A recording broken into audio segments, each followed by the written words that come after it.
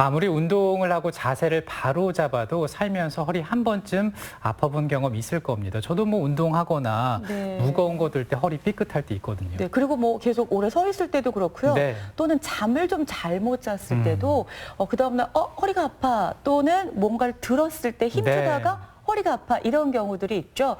이걸 급성 허리 통증이라고 하는데요. 이 급성 허리 통증이 만성으로 갈 수 있기 때문에 그때그때 관리를 잘 해주셔야 된다고 합니다. 네, 그래서 오늘 이 시간에는 갑자기 발생한 허리 통증을 어떻게 관리하면 좋을지 한의학적으로 좀 살펴보는 시간을 갖겠습니다. 한의학 박사 최우성 원장 스튜디오에 나와 있습니다. 안녕하세요. 네, 안녕하세요. 오늘 알아볼 주제가 급성 허리 통증인데 네네. 날이 추워지면 이 급성 허리 통증 환자가 더 는다고 하는데 실제로도 그렇습니까? 네, 맞습니다. 오늘 아침에도 되게 쌀쌀했었죠. 네. 이렇게 날씨가 추워지게 되면 우리 몸의 모든 근육과 인대, 그리고 힘줄, 그리고 모든 관절들이 많이 뻑뻑해지겠죠. 자, 평소 때랑 틀리지 않게 우리가 활동을 시작을 한다고 해도 우리 몸이 이렇게 뻑뻑해진 상태에서 움직임을 하게 되면 뭔가 삐끗하기 쉬워지는 상태가 되는 거고 실제로도 이렇게 환절기 때 허리를 삐끗해서 그리고 갑자기 뭔가 통증이 나타나서 환자분들이 내원하시는 급성 요통 환자분들이 훨씬 더 많아지게 됩니다. 네, 네. 정말 조심하셔야 될 때인 것 같습니다. 네. 자, 그럼 갑자기 허리를 많이 사용하셔서 허리가 삐끗한 이런 급성 허리 통증 네. 이외에 다른 요인들이라고 하면 어떤 게 있을까요? 급성 허리 통증에 크게 우리가 두 가지로 나눠서 볼 수가 있겠는데요. 일반적으로 우리가 염좌라고 얘기를 하는 단순성 요통이라고 봅니다. 근육과 인대를 삐끗해서 나타나는 이런 통증들이 한 카테고리가 있고요. 한 가지는 우리가 흔히 디스크라고 알고 계시죠. 추간판 탈출증 때문에 나타나는 증후성 요통. 이렇게 크게 두 가지로 볼 수가 있습니다. 저는 평소에 운동을 잘 안 하는 편이거든요. 근육이 약해서 그런지 허리가 좀 자주 아픈 편인데 이럴 때면 내가 원래 허리가 좀 안 좋은 건지 아니면 새롭게 질환이 생긴 건지 좀 헷갈리더라고요. 네, 맞습니다. 방금 말씀하셨던 것처럼 평소 때 허리가 좀 약하신 분들이 이게 내가 어떤 질환들 때문에 통증이 생겼을까라는 부분들이 되게 의아하기 쉬우신데요. 방금 말씀드렸던 단순성 요통이랑 그리고 증후성 요통을 우리가 정확하게 나누는 것들은 어차피 검사를 통해서 할 수 있겠지만 집에서도 흔하게 알 수 있는 부분들을 한번 비교를 해봤습니다. 첫 번째로 우리가 염좌라고 얘기를 하는 단순성 요통 같은 경우에는 어떤 특정 한 부위만 통증이 나타나게 돼요. 그리고 내가 어떤 근육들을 손상을 한 부분들이기 때문에 어떤 꼭 한 자세에서만 내가 통증이 나타나는 특징이 있고 쉽게 생각을 해보면 내가 활동을 하지 않고 그냥 가만히 쉴 때는 통증이 증가되지 않는 오히려 나아지는 그런 소견들을 가지고 옵니다. 네. 상대적으로 추간판 탈출증이라고 하는 증후성 요통 같은 경우에는 허리라기보다는 신경 쪽에 문제가 개입이 되어 있는 상태이기 때문에 엉덩이나 다리 쪽으로 통증이 전파가 되거나 아니면 뭐 환자분들에 따라서 저린 느낌이 나타난다, 아니면 피가 통하지 않는 것 같다, 이런 마이너한 증상들을 같이 가지고 오는 경우들도 상당히 많고 네. 네. 내가 쉴 때도 똑바로 가만히 편하게 누워 있을 때도 통증이 계속 지속된다는 그런 차이점이 있습니다. 네, 지금 말씀하시는 걸 보니까 이제 허리 통증의 원인이 무엇인지는 알겠는데, 근데 우리가 허리가 갑자기 아플 때 움직이지 않잖아요. 그러면서 이제 가만히 있으면 좋아진다, 가라앉는다 이런 통증이 이런 얘기를 하시는데 실제로 그게 좀 도움이 되는 겁니까? 네, 맞습니다. 잘 하시는 행위라고 봐야 될 것 네. 같고요. 우리가 허리를 삐끗해서 나타나는 단순성의 염좌이든 아니면 추간판 탈출증으로 인한 부분들이든 가장 먼저 우리가 집에서 해야 될 부분들은 일단 활동을 중지하고 더 이상의 손상을 방지하는 것들이에요. 평균적으로 단순성의 요통 같은 경우에는 한 이틀에서 3일 정도만 우리가 가볍게 쉬어주는 행위만 한다고 해도 통증들이 거의 절반 이하로 떨어지는 부분들을 볼 수가 있습니다. 네. 헌데 추간판 탈출증이나 아니면 증후성 요통 같은 경우에는 우리가 3일 정도 쉰다고 해도 허리 쪽의 통증들은 많이 좋아질 수가 있겠지만 상대적으로 그 신경이 눌려 있는 부분들, 엉덩이 쪽이나 다리 쪽이나 아니면 다른 부분들의 통증은 조금 더 증가되는, 통증이 뭐 살아서 움직이는 것 같다, 이동하는 것 같다, 이런 식으로 환자분들이 말씀들을 많이 하시는데요. 이런 식으로 통증이 변화하는 것들을 볼 수가 있습니다. 따라서 정리를 해보면 한 이틀에서 3일 정도는 내가 활동량을 줄이고 그리고 누워있는 시간들이 조금 더 늘려주시는 것들이 필요하고요. 이때 통증이 자연스럽게 줄어든다면 크게 걱정하시지 않을 정도라고 보시면 될 것 같고, 만약에 이때 통증이 좋아지기는 하는데 아주 좀 미진하다라는 느낌이 들거나 아니면 다른 부위로 통증이 전파되는 부분들이 있다면 꼭 병원을 한번 찾아보셔야 되겠습니다. 네. 그러니까 이렇게 가만히 누워만 계셔도 괜찮다. 이건 참 좋은 처방이고 편안한 처방인데 네. 문제는 가만히 있지를 못하시니까요. 할 일도 많고 또 답답하기도 하고. 맞아요. 자, 그러다 보니까 이제 병원을 또 찾을 수밖에 없고요. 그런데 어느 정도 아파야 병원을 가야 되는 것인지 네. 여기서 이제 또 약간 혼란스러워질 수 있거든요. 네, 좋은 말씀이세요. 네. 사람마다 감각의 역치라는 개념이 있습니다. 어떤 자극이 있을 때 그 자극이 얼마만큼인지에 따라서 느끼는 감정들이 다 틀려질 수밖에 없는데요. 간단하게 생각을 해보면 우리가 아픈 통증을 느껴도 그걸 꾹 참아내는 사람들도 있고 아니면 엄살이 심한 사람들도 있겠죠. 사람마다 이 통증을 느끼는 감각의 역치가 다 틀려서 그런 부분들이 생길 수밖에 없는데 이 부분들 때문에 통증이라는 것들이 너무 감정적인 부분들에 치우치기 때문에 통증의 강도만 가지고 우리가 병원을 내원하는 기준으로 삼는 것들은 조금 어려울 것 같아요.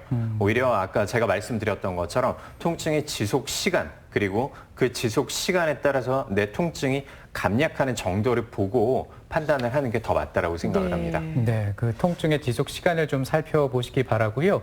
그럼 이번에는 급성 허리 통증으로 이제 고생하고 계시는 분들의 궁금증을 좀 알아보겠습니다. 지금 시청자 한 분과 전화 연결이 돼 있는데요. 만나보겠습니다. 안녕하세요. 네, 안녕하세요. 네, 반갑습니다. 자, 그 어떤 증상으로 지금 고민을 조금 하고 있으세요? 네, 요즘 네. 아침, 저녁으로 날씨가 쌀쌀하잖아요. 네. 며칠 전에도 좀 추웠는데, 네, 제가 운동장에 나가서 운동을 하다가 네. 조금 삐걱했거든요. 아, 네. 그런데 그날부터 지금까지 허리가 계속 아프더라고요. 네. 이제 그냥 삐끗한 건지, 네. 스크가 생긴 건지 걱정이 돼서요. 네. 운동하다 이렇게 그러니까요. 아프신 분들이 네. 많으세요. 네. 어때 맞습니다. 보이십니까? 방금 말씀하셨던 것처럼 아주 전형적인 케이스라고 보셔야 될 것 같아요. 며칠 전에 이제 날씨가 추우면서 아침에는 많이 쌀쌀하잖아요. 이때 내가 평소 때 하던 운동들을 동일하게 시행을 했는데 내 몸이 아직까지는 예열이 되지 않은 상태이기 때문에 좀 삐끗했다라고 이제 생각을 해볼 수가 있을 것 같은데 어머님 방금 이제 말씀해 주셨던 며칠 전이 대략 한 얼마 정도 됐을까요? 한 2주 정도 됐어요. 2주 정도. 네. 그 다음에 한 가지만 제가 더 여쭙고 싶은 게 지금 허리 쪽의 통증이라고 말씀을 해주셨는데 허리 쪽의 통증이 조금씩 엉덩이나 다리 쪽으로 저리거나 이런 느낌은 따로 없으세요? 다리까지는 아니고 허리만 많이 아픈 것 같은데요. 네. 자, 방금 말씀해 주셨던 증상들을 놓고 봤을 때는 일단 허리 쪽이나 다리 쪽이나 아니면 다른 부분들의 통증이 크게 전파되지 않는 것들로 봐서는 일단 신경의 문제가 아직까지는 크게 개입돼 있지는 않은 것 같습니다. 다만 한 가지 우리가 생각을 해봐야 될 게 아직까지 2주가 됐음에도 불구하고 통증이 그렇게 뚜렷하게 좋아지는 성향들이 없다면 안쪽의 상황들이 좋지는 않은 것 같거든요. 지금 첫 번째로 우리가 생각을 해봐야 될 수 있는 것들이 안쪽에 근육의 문제가 아니라 그 안쪽에 있는 건이나 아니면 인대 같은 이런 결합성 조직이라든지 그다음에 척추 후방에 있는 척추 후 관절면들 그러니까 근육보다 훨씬 더 속에 있는 부분들에 문제가 생겼을 가능성 첫 번째로 우리가 봐야 될 부분들이 이것들이고 두 번째는 우리가 디스크 같은 경우에도 꼭 우리가 다리 쪽으로 내려가는 부분들이 없을 수도 있어요. 한 10명 중에 3명 같은 경우에는 가운데 쪽으로 디스크가 튀어나오기 때문에 왼쪽이나 오른쪽으로 내려가는 다리 쪽에 가지신경을 건드리지 않기 때문에 허리 쪽에만 통증이 집중되는 그런 성향들이 생길 수가 있거든요.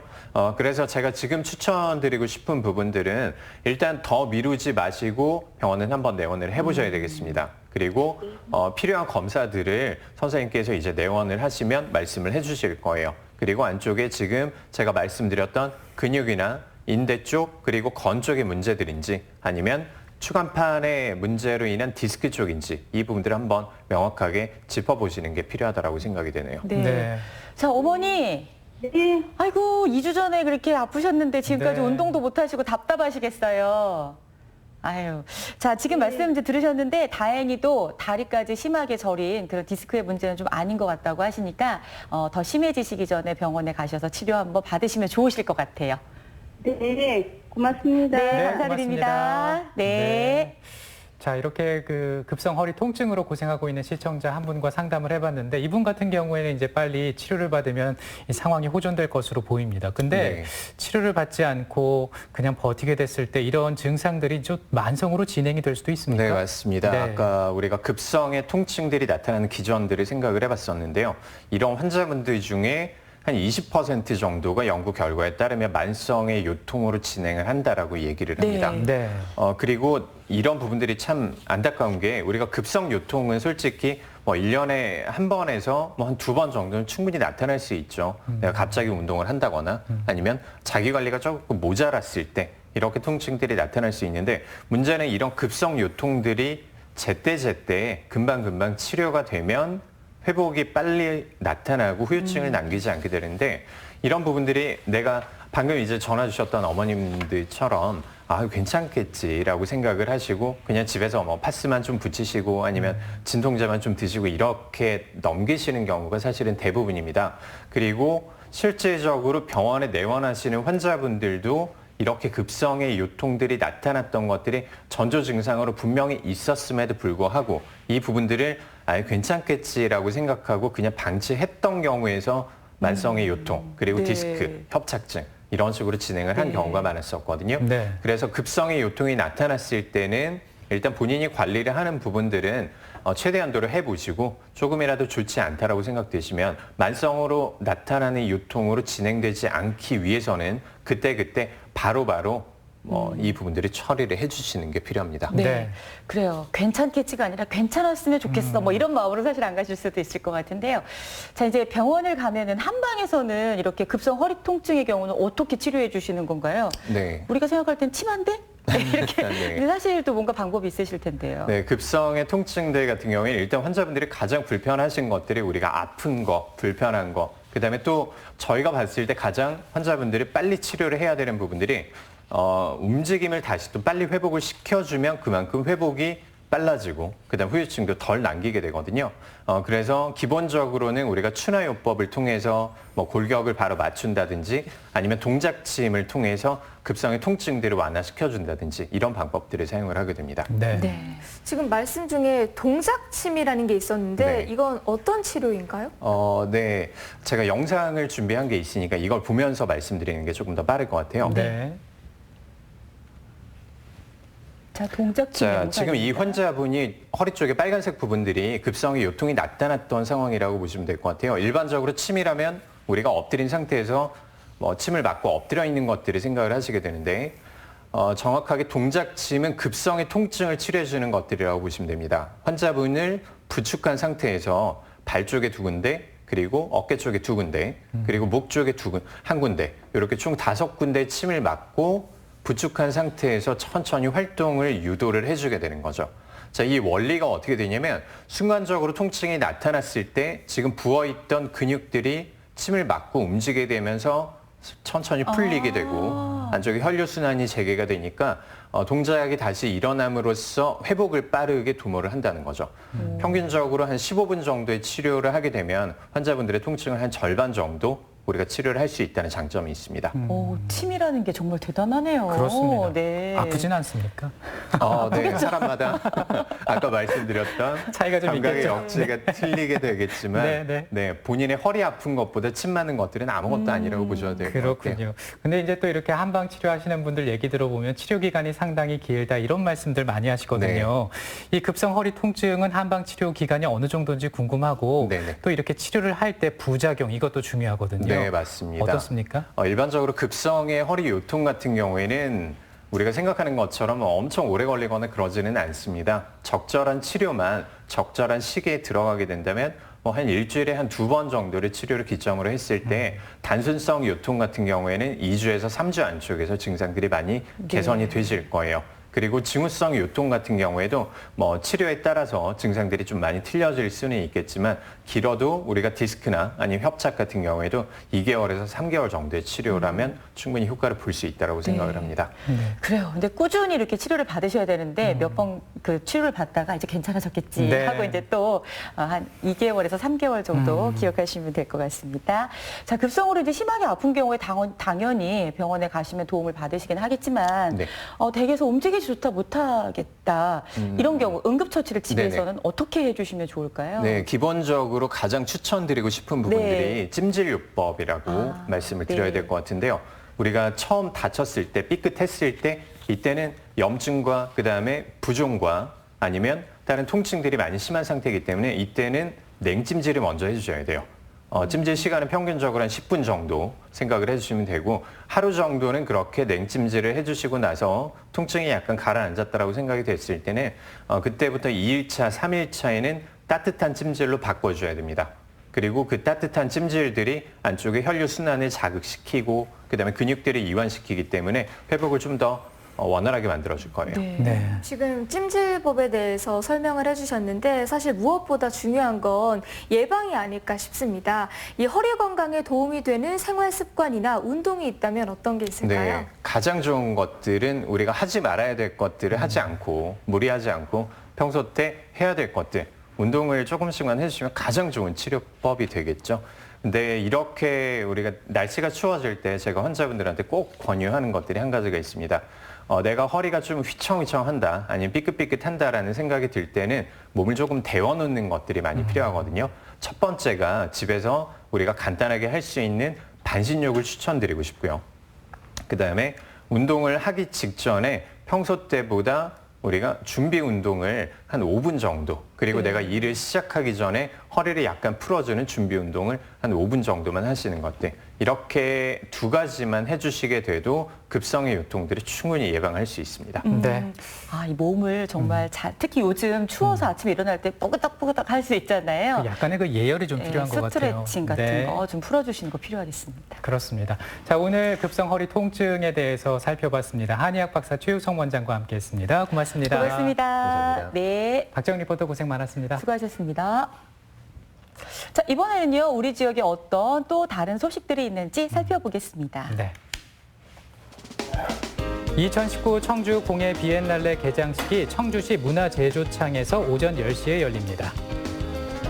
11회 청주시장기 장애인 생활체육 론볼 대회 개회식이 청주시 장애인 스포츠센터에서 오전 10시 30분에 있습니다. 음악이 있는 가을 풍경 걷기 대회 행사가 열립니다. 청주시 무남생태공원에서 오전 10시 30분부터 시작합니다. 네, 2019년 중앙공원 노인네 날 행사가 오늘 청주시 중앙공원에서 오후 1시부터 있습니다. 이어서 수요일 내일 예고해드리겠습니다. 투데이 브리핑 시간에는 보도국의 이태현 기자와 함께 한 주의 이슈를 심도 깊게 다룹니다. 시장에 가자. 이번 주에는요, 영동 전통시장을 찾아갑니다. 레인보우 영동에서 함께하는 장보고 가요 준비되어 있고요. 그리고 시장 속 숨겨진 맛집을 소개해드리는 시장 고고 내일 만나보시겠습니다. 요즘에 소비 트렌드를 보니까요. 착한 의류, 착한 화장품처럼 착한 소비가 인기라고 합니다. 여행업계도 마찬가지인데요. 동물 학대 같은 프로그램들이 있으면 더 이상 팔지 않겠다. 이렇게 또 정책을 내놓고 있다고 하네요. 네, 해외에서부터 이 운동이 시작이 됐다고 하는데요. 네. 자, 야생 동물을 가둬놓고 강제로 번식을 시킨다든가 또는 묘기를 비롯해서 비자연적인 훈련을 시켜서 이것들을 관광 상품화한다는 것.